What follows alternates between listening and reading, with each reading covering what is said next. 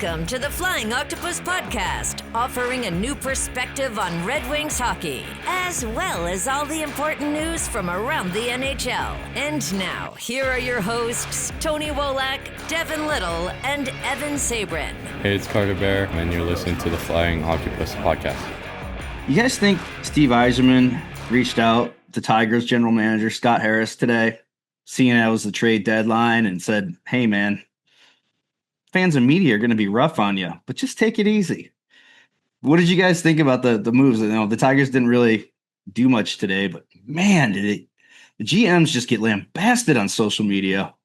I don't know. I think we're kind of conditioned to look at this through the lens of video games almost, right? Like playing on dynasty mode, and you can propose whatever trade you want, like in a vacuum, and either it works or it doesn't. But the real world is very, very different than that. And it's a long game. And for the Tigers, it's like, yeah, I mean, they're in first place. They added around the fringes, and sure, that's good enough. You know what I would love, and you know, Yzerman did it just a little bit in his pressers, but most GMs don't do it just due to, you know, some unwritten rule about being professional. But I would love a GM to get on, do a live stream or a press conference after these trade deadlines and be like, hey, I wanted to get frickin' Mitch Marner. Hey, I wanted to go out and get Ovechkin. We tried, we talked to him, we offered him this guy and that guy. It's just never going to happen, you know? And as I always say, people on social media, man, they just love to bitch without knowing anything about how these trade talks go down. It's amazing. It's just a frenzy, you know? All right, welcome to episode 46 of the Flying Octopus Podcast. I am your host, Evan Sabrin, joined by my cohorts, Tony Wolak and Devin Little. We were off last week, but we're back this week with some exciting stuff. And Devin's big article of the summer just came out for the Hockey Writers, and that is ranking the Red Wings' top 25 draft prospects. Devin, you got a lot of reaction to this week, did very well on social media. I want to get your evaluation process down to a science, and I want to see how you went through and put these players in these specific rankings. So talk to me how you started doing this. Well, I started doing this because at some point I got really interested in prospects. And I think it's probably because when you start to cover a team and it lines up with when they begin a rebuild, you learn that you're not going to be covering exciting trade proposals or trade targets or whatever because, well, the focus is on drafting and developing. So for me, it just made sense to start focusing on the players they draft and how they develop them.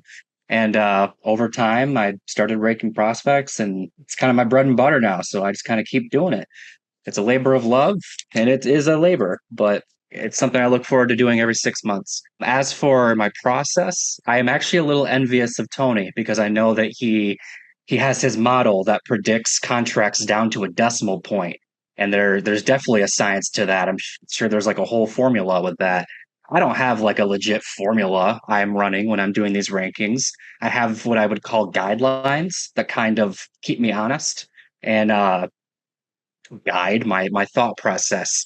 But those guidelines change every year. Those guidelines change because I change. The things I am looking for in prospects will change. Prospects change. Even just kind of reception to how I do things will sometimes make me change my guidelines. So as much as I would love to be like, this is how I do it every single day, every single year, this is, you know, tried and true. It's something that I'm always kind of changing and trying to perfect. I mean, if you look at my rankings I did back in 2021, I'm sure they're similar, but there's definitely some differences with how I do it now. Well, what am I looking for? Because I'm not just arbitrarily pulling names out of a hat here. It's a tricky thing because you have some prospects that have been in the system for 6 years. You got other guys who have been in the system now for 2 weeks.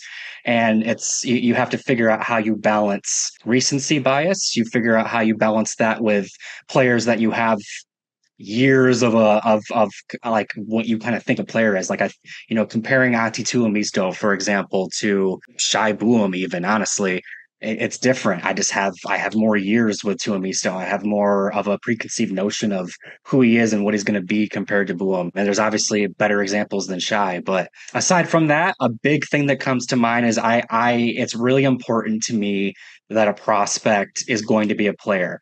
Obviously, you want your players to be really good players, But at the end of the day, I would rather have a player than not have a player. So with that in mind, NHL certainty, you might call it, is important to me. That's why a player like Carter Mazer has always ranked really high for me.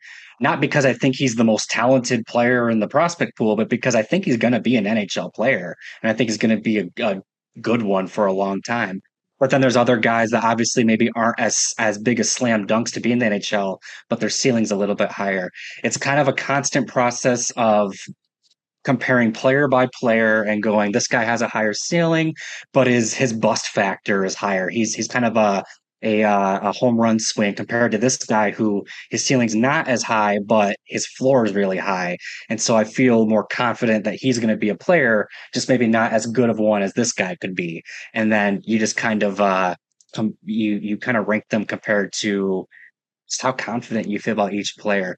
Talent is obviously the most important thing, I think. It's why Axel Sending Pellikka for a year, maybe 2 years at this point, has been at the top of my my rankings. Since Edvinsson has graduated, Sending Pellikka has been the top ranked prospect. And it's because I think he clearly has talent, but I also think he not just has talent. I think he has the ceiling to be like an elite defenseman in this league.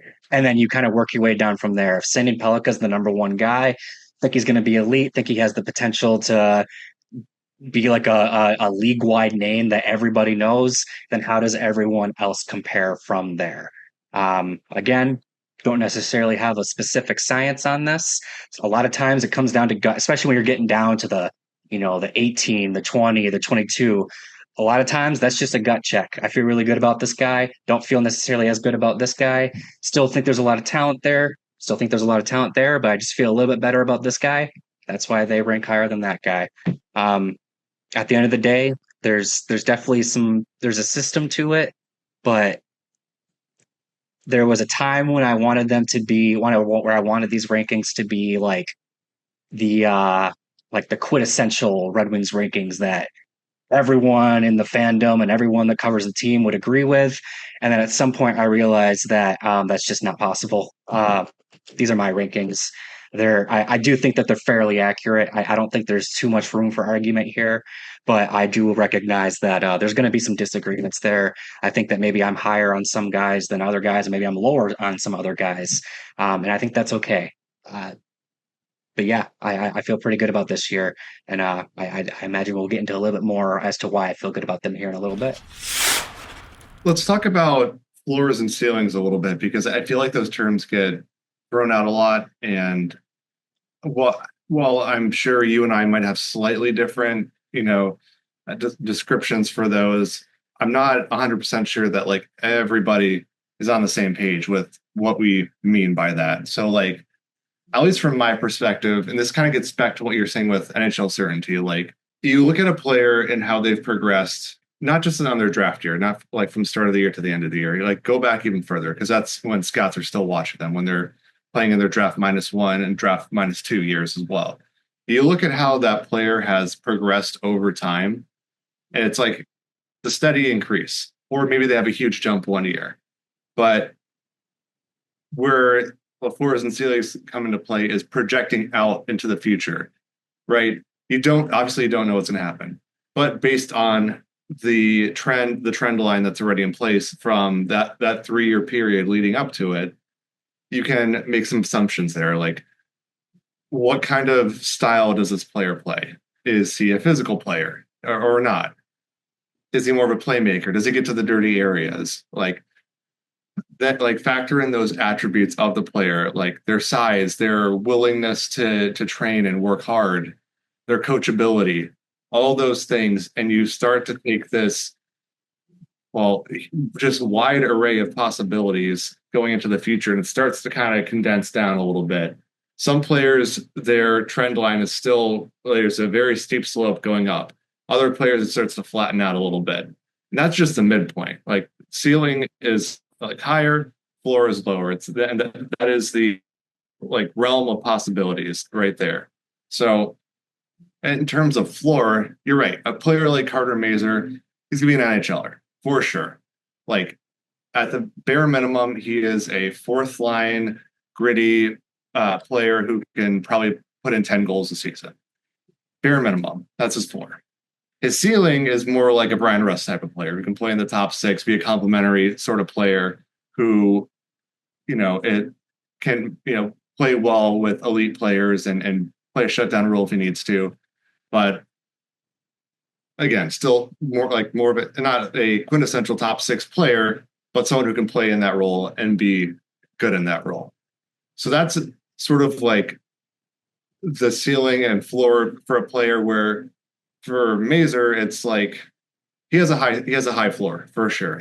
But his ceiling isn't super high. I mean, it's higher than most prospects, but like if you look at like Mike Brownsteig, Nygaard, Carter Bear, those players, even Nate Danielson, have a higher ceiling. When floors and ceilings start to be a little bit more prominent is when you're focused on the lower tier prospects, right? So, for example, let's take a player like Axel Sandin-Pellikka, right? His floor and ceiling, that range, kind of, it doesn't, there's not much variance there, in my opinion. He's either going to be good or really good. It's not a wide range of outcomes. It's kind of pretty well defined. And then you take a player like, say, Larry Keenan, for example. His trajectory it's a much wider range than Axel Sandin-Pellikka, right? Just finished up his first year of collegiate hockey, but based on his age, based on his talent level, his character, his competition level, his development can go in any number of ways. Like, he's a smooth skating defenseman and, has pretty good hockey sense. He could be just a solid college player and maybe get a cup of coffee professionally and kind of eke out a career there.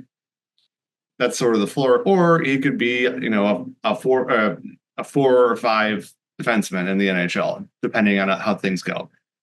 Wide range of outcomes there.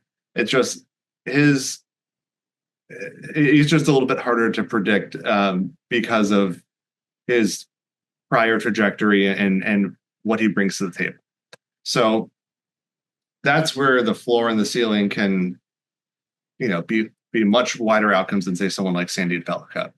Now, Devin, for your rankings, and you're talking about floor and your ceiling, like, do you kind of follow a similar path? Like, what are your thoughts there? Yeah, definitely. I think an easy trap to fall in is that you think ceiling is best possible outcome and floor is worst possible outcome. If that's the way you look at it, every single prospect has the exact same ceiling and floor. Every prospect on day one, their ceiling could be that they're like a top 5 player at their position group. Things have to fall right, but it's possible technically. And every prospect's worst case scenario is that they're just not a player and they fizzle out in juniors or college or whatever, and people forget that they even existed. Every prospect has that as their floor and ceiling, if that's how you're looking at it. What you said there, Tony, is absolutely right. As prospects develop, their range of outcomes does shrink because sooner or later you get a better idea of what they are and what they can and can't be. And I think that, yeah, it's much more nuanced than just this is their best possible outcome, this is the worst possible outcome. There's players that, like you mentioned, there's certain players that play a specific role or play a specific brand of hockey. And so just with that, they maybe don't have the same ceiling as a player that plays a different role. It's just kind of intrinsic to how hockey's played. And that's not necessarily saying anything bad about specific prospects. It's just kind of the nature of the beast. So when I'm looking at prospects and when I'm considering their floor and their ceiling, I'm not thinking what's their best outcome. I'm thinking kind of like optimal fit, so to speak. If everything lands right and the process isn't deterred and things go well, this prospect is going to be, for example, Eddie Genborg is going to be a middle 6 power forward hitting fiend. That's best case scenario is that he's a top line power forward that kills everybody. But no, it's his ceiling's more of like a middle 6. He's going to be a physical guy that can chip in an offense here and there. That's kind of where you get into the nuance of thing. There's plenty of prospects where their ceiling is a really top-notch, top-line AHL forward, and that's fine. Every organization needs to have guys like that, but I guess I'm kind of just reiterating Tony's points here. Floor and ceiling aren't necessarily just your high end and low end of outcome. They're your it's more so about what you're actually going to be at the NHL more so than what you hope to be. Just one thing to add real quick. Another trap is assuming that the ceiling is the most likely outcome, or that's what you bank on happening, when it should be the best case scenario and a small probability that comes true. Devin, you wrote that this is the most impressive top 10 that you've seen since you've been started doing these rankings back in 2021. And I guess before 2021, it was pretty much bare for a lot of years during that time period as well. But I want to dig into your top 10, and I want you to start with number 10. Tell us what you got. Well, the reason this is the most impressive top 10, you definitely hit a good point there, Evan. 4 years ago, there wasn't a big, deep prospect pool to pull from to where the top 10 would have been super impressive. Here we are now, the Red Wings have missed the playoffs 9 straight years. Yzerman's been the GM for 6 now. At this point, if you don't have a good, deep prospect pool, then something's not working. To me, it's the proof of the model of drafting and developing, really. I mean, I think all 10 players in the top 10 have a real good shot of being long-term NHLers. Different variable outcomes for sure, but I think literally all 10 of these players will play in the NHL at some level. Number 10, I had Kiskinen, Jesse Kiskinen, the Finnish forward that they acquired from Nashville last year for Andrew Gibson, they acquired him for Andrew Gibson. They acquired Kiskinen along with a second-round pick.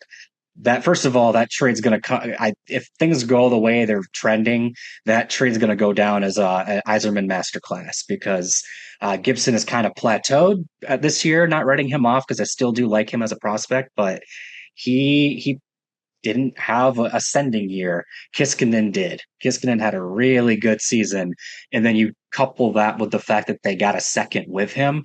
Now, of course, we all know what Yzerman did with that second-round pick, and people still complain about it to this day.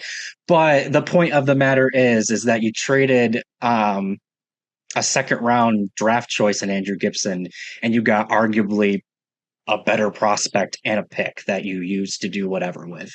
That's a win in my book. Kiskinen's going to be a really fun player to watch over these next couple of years. I honestly think we'll be talking about him potentially being a Red Wing by the end of this coming season. So spring of 2026, Kiskinen watches on. I don't know that he's going to play any games this season, but I think that we'll be talking about it for sure. I think he'll be one of those guys that they give at least a year in Grand Rapids just for the sake of getting used to North America. But he's got it, man. He competes hard.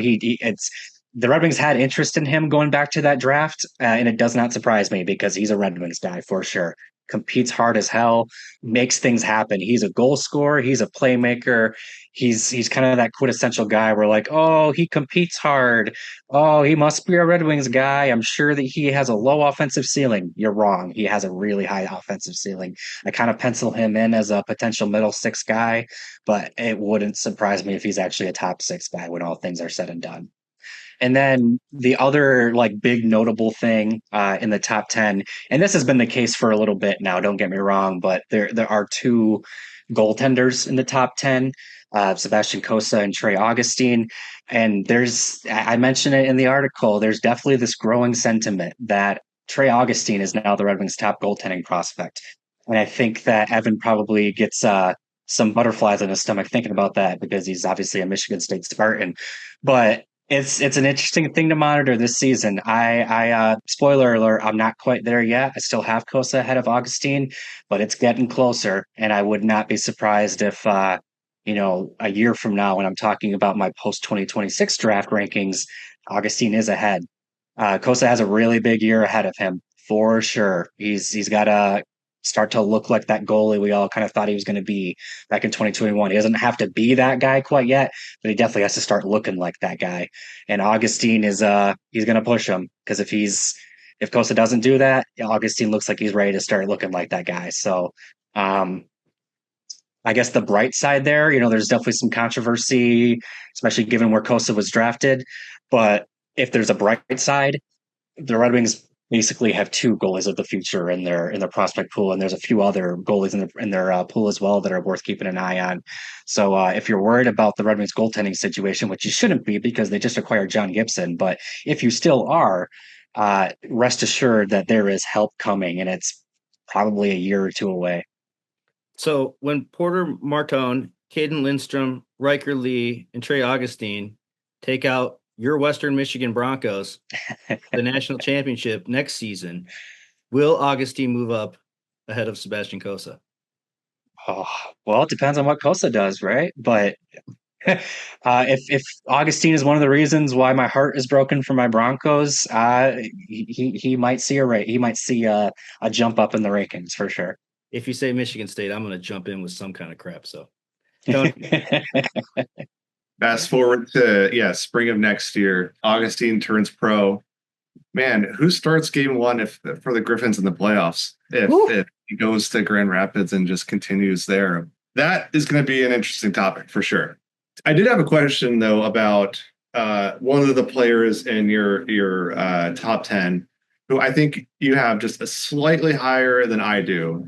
He's kind of more in that top tier group for you. He's in the second tier for me, but Dmitry Pochelnikov. I wouldn't say I'm low on him. I'm just maybe a little bit more conservative with him. Like, it's not hard to look up on HockeyDB what he's done at age 21, 22, and see what Kirill Kaprizov did at age 21 or 22 in the same league. Different years, different teams they were playing on, but clearly the kid's talented. Mm-hmm. I kind of see him more as a middle six player. And am I wrong for inferring that based on your rankings, he's more in the top six realm? I'm not fully convinced yet that he's going to be like a true NHL offensive force yet. There's this inkling in me to start doing tiers when I do rankings, because there's definitely in my mind a couple tier breaks here, and I think Buchelnikov is either the end of one tier or he's the beginning of another one.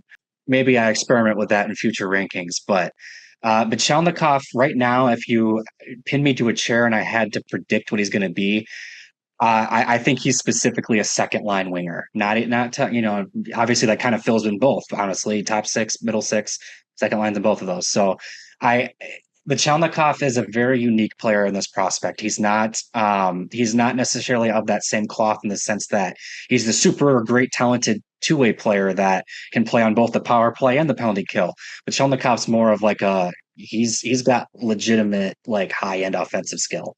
He's a player that you draft to create offense, and if he's average defensively, you take that. My thing with Buchelnikov, I kind of he got a big jump. I want to say it was the rankings before this, so my mid-season one. And it was partially just because he's performing really well at arguably the second best hockey league in the world. It's the type of thing where you almost don't know if he's even going to play in Grand Rapids because it might be a step down for him. I still think he'll do it because there is an adjustment to North American hockey, but the talent's there. And like I said, the KHL is arguably the second best league in the world, and he's producing at a very high rate. Don't get me wrong, I'm not like all in on this player. There are some small things that still give me a little bit of apprehension. He is a smaller player. I mean, all it takes is one big hit and he might never be the same player again. There's also the Russian factor. Every Russian prospect has this. Will he or won't he come over? I think he will come over. I actually think at the end of this season, he's going to come over. But until he comes over, he's over there and we may never see him. And so that's something you have to consider. I guess, yeah, to fully answer the question here, he's either at the end of the top tier or he's the beginning of the second tier for me. And he's It's still, whether he's the end of one or the beginning of the other, he's still a really good prospect. I think that for me, it's just I'm starting to really believe in what I'm seeing. I'm starting to believe in his talent. I think it will translate to some degree. It's just a matter of how much it will. And I think luckily for us, we will start to see how much of it will transfer within the next maybe 18 months. So another player I had in the second tier who I'm starting to rethink and maybe push down a tier is William Wallinder. Okay. I am not 100% sure what to make of him just yet. Like, again, talking about floors and ceilings, right? He has a very, very high ceiling for what he is. Like, he is a big, smooth skating defenseman, very good hockey IQ, very good offensive mindset. But it just, what we saw in Sweden hasn't quite translated yet. So I've gone from, oh yeah, he'll be in the top four to, I mean, if he's on the third pair, that's fine. You know, like that's sort of the expectations changed. But tell me, like, are you on the same page? Are you a little different in that regard? Because we're getting to the point where it's kind of looking like, and they're not the same, but like, it's not the same thing about Antti Tuomisto before, and that kind of changed. Yep. And it's funny too because Antti Tuomisto kind of began their trend of taking larger sized, offensively gifted project defensemen early in the second round. Then William Wallinder was their next guy that fit that mold, so to speak. And here they are, and they're trending in similar directions. I don't know if I'm on the same page as you, Tony, but I think I'm on the page right before. I'm getting there. A big thing that saved him for me is his call up in December.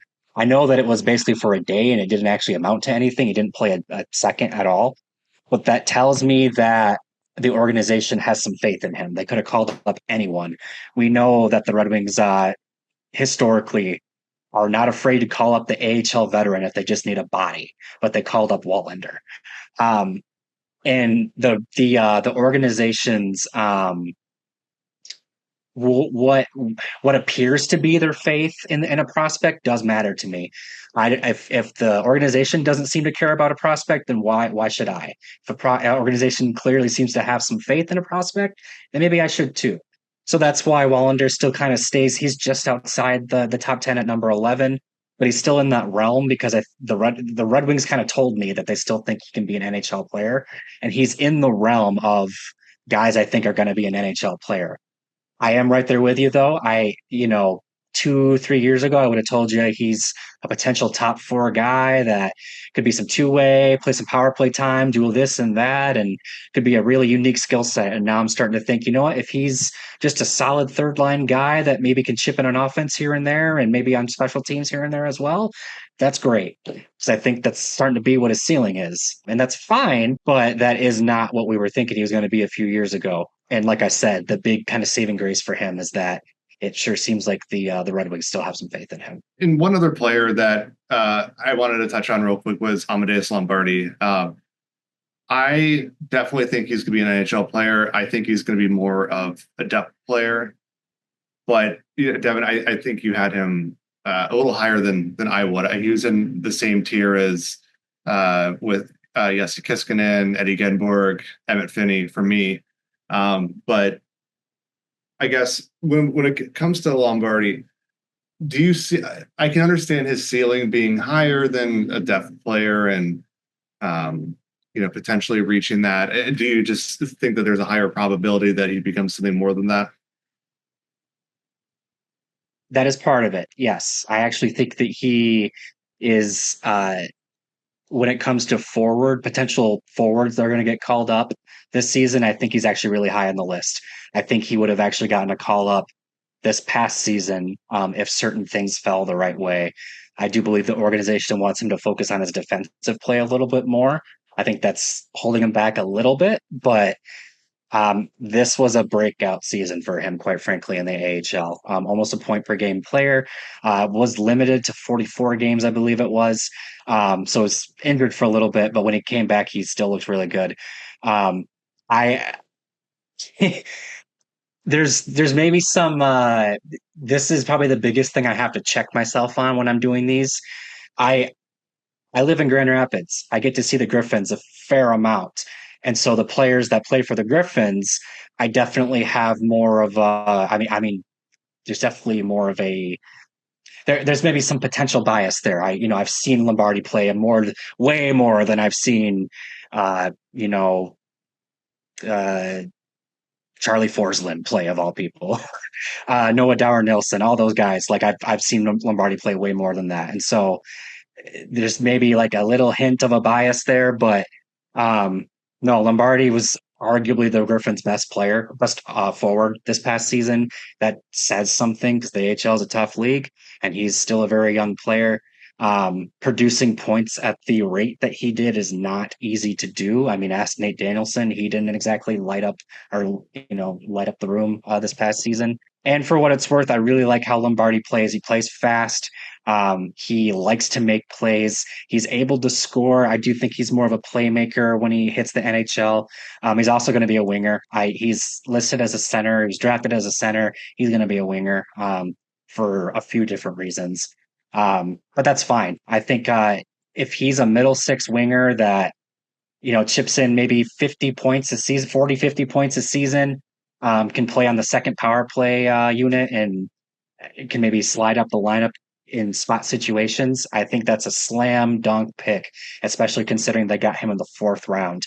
I actually think he's looking like an early candidate to be kind of the steal of his draft. Just he's done enough to impress me that he's going to be a player, and that's kind of where he lines up in my rankings. Is he's in that group of that's going to be a player. It's just a matter of how good a one he's going to be.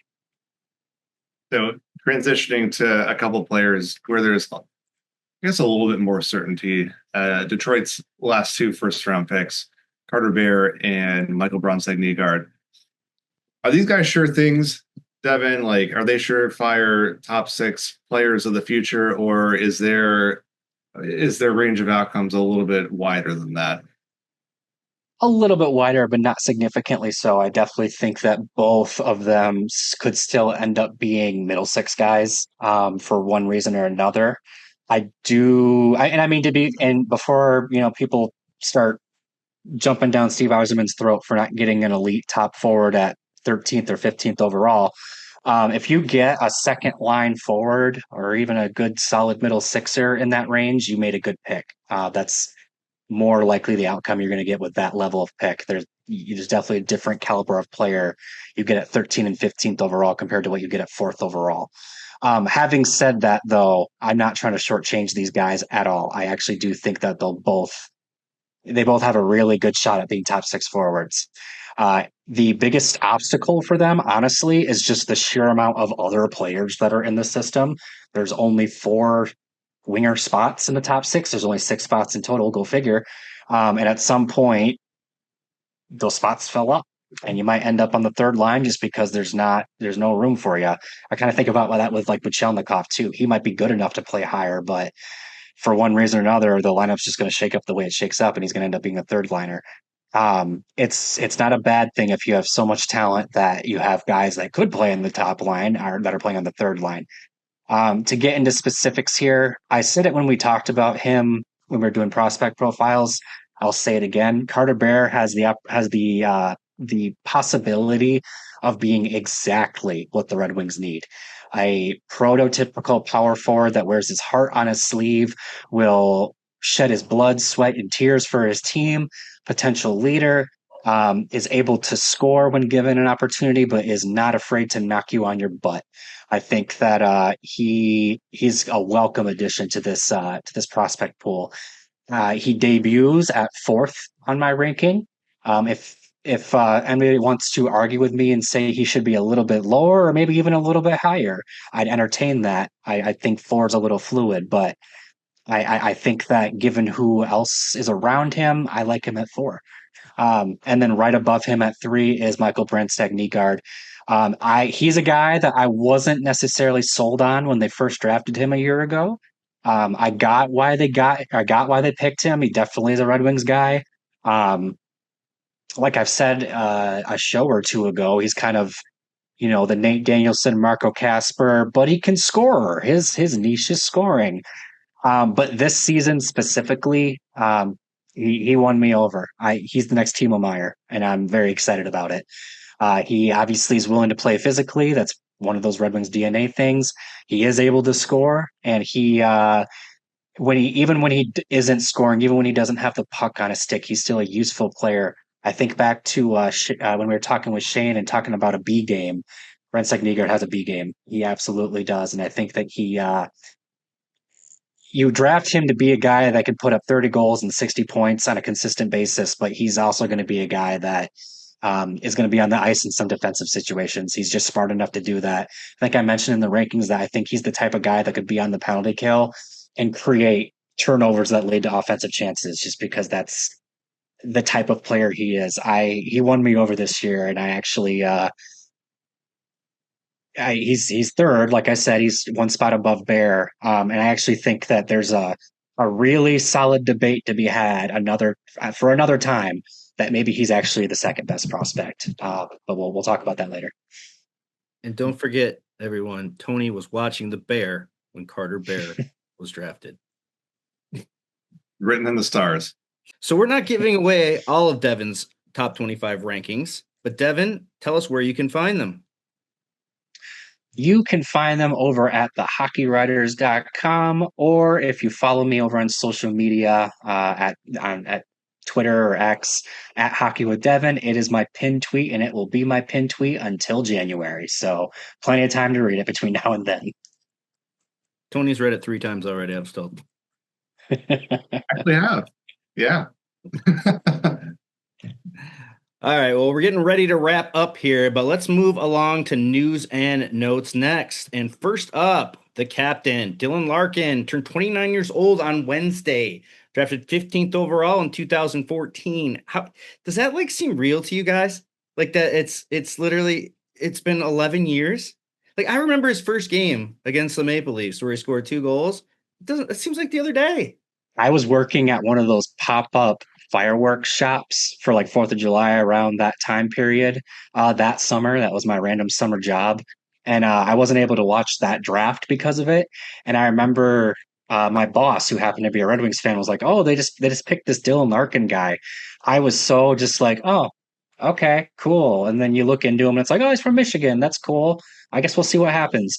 Never would have guessed that he'd be the captain and the Dylan Larkin that we all know and love. It's crazy to think about how just unmoved I was back then, and now it's that's he's the heart of the team, and it's really easy to tell. And one thing to note on that draft pick way back when was a lot of scouts and analysts were saying he's got a high floor, solid second line center, responsible defensively, fast. Yep. Yeah, that was his floor. Getting back to floors and ceilings and player trajectories, It's a 1C now. So, and not just on the Red Wings, but a true 1C in the NHL. So just because you're labeled as one thing at your draft year does not mean that you will be that for the rest of your career. There's lots of development along the way before, you reach your potential. Arguably the last good draft pick that Ken Hall had made. Arguably. Moving along, on Tuesday the 29th, the late, great Red Wings Hall of Famer Ted Lindsay would have turned 100 years old. One of the greatest to ever lace him up for Detroit, a true icon of the game. So we wish him a happy heavenly birthday to Ted Lindsay, one of the all-time greats. Also this week, Chris Chelios was named to the Michigan Sports Hall of Fame, played 10 seasons in the wing wheel. Still feel like he's considered a Blackhawk, though. Even he played the most years he played with on one team in the NHL was the Red Wings, but yet people still consider him a Blackhawk. What do you guys think? He had a strange career, in terms of teams that he played on. Started with Montreal, was traded to Chicago, and then wound up with the Red Wings, and then a couple of games for the Thrashers. But between the Red Wings, the Canadiens, and the Blackhawks, it was all roughly the same time frame. It's not even just the Red Wings and Blackhawks being similar time frame, but he was with the Canadiens for a long time too. And you're right. You think of him as a Blackhawk. He's the captain of the Blackhawks. He's that is the brand of Chris Chelios, but The Chicago native as well. Yeah. yeah, he did a lot in Detroit too. I really enjoyed his cameo in Happy Gilmore too. I completely missed that. I know. I didn't. I completely missed it too because I think I saw on Twitter that I saw Sean Avery, so I was looking for him, and then I saw later on Twitter like, oh shit, there's Chelios too. I mean, it's appropriate for where they were in the film, but like totally missed that. Like I was focused on something else there. Did not notice Chris Chelios in that frame. So yeah, that was pretty cool to see that he had a little cameo there. We should have done I didn't even think about it. We should have done a Happy Gilmore 2 review. I didn't even know that we all watched it, but yeah, I saw it. I saw it the first day in my Subway cup that I got from ordering a foot long that came with it. Nice.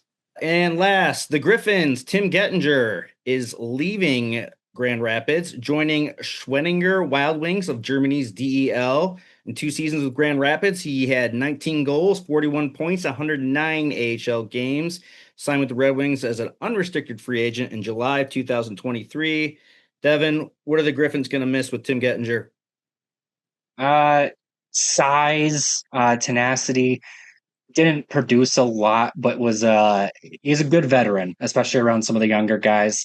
But generally, he's the type of guy that I hate to put it like this because it's just kind of like the brutal side of professional sports, but you replace that guy fairly easily. You see Tim Gettinger's come and go in the AHL a lot. So wish him the best. They will miss his size. They will miss his presence in the locker room, but like many players, it was his time to move on to other things. So Devin, let me ask you this. Like Tim Gettinger's gone. A couple of other Griffins veterans are gone. Do you think that that's a missing element going into the season? Like, I know we'll get into season previews in a little bit, but like, sure, they still got Sheldon Dries. They picked up John Leonard, but they're a younger team compared to last year. It's possible for sure. And I think that if they find that is the case, I wouldn't be surprised if they act fairly quickly. They definitely want the Griffins to be good this year. But also maybe you look at this as they really trust the young nucleus they have that's kind of projected to be in Grand Rapids this coming season. Maybe there's just a really big vote of confidence for them. But also, yeah, you are definitely putting a lot of pressure on the Dries, the Shines, the Watsons of the world to be the adults in the room and keep everybody accountable. And honestly, I think that's especially true when you look at the goaltending situation. It's Sebastian Kosa and Michael Pastava. Those are your 1-2, and both of they were both technically 2021 draft eligible players. Kosa actually was drafted, Pastava wasn't. So it's a young tandem in goal too. So there's not even like a veteran there that you can settle things down or anything. So they're leaning on youth for sure. We'll see if it works out. If it doesn't, I do expect that they'll take action of some sort fairly quickly. So that wraps it up for episode 46. And guys, just wanted to announce real quick, we have some exciting guests coming up this summer. So please stay with us. We'll be interviewing former NHL goaltender and Farmington Hills native Brent Johnson, who's now a studio analyst for the Washington Capitals on Monumental Sports Network. Brent is also the grandson of Red Wings legend Sid Abel, so he and his family have a strong familiarity with Red Wings hockey and the history of the game there. We'll also ask him about what it was like watching Alex Ovechkin break the goal scoring record, as he had a front row seat for this past season. So we're very excited to interview him. Tony's foaming at the mouth to talk goalie analytics with Brent all day. So thanks for watching episode 46. We'll see you next week. But quick, I'm going to throw it at you guys real quick. Favorite cameo on Happy Gilmore 2? Eminem. Ooh, Eminem's a good one. I'll stick with Sean Avery and Chris Chelios. Damn it, Tony, you beat me. I'll go Travis Kelce now. You see that scene where he's Bad Bunny was pouring the honey on his face and then just lets that bear just tear him apart. That was great. See you next week. Well, it was kind of funny. Thanks for listening to the Flying Octopus Podcast. Follow us on YouTube at the Flying Octopus channel and Twitter at Flying Octopod.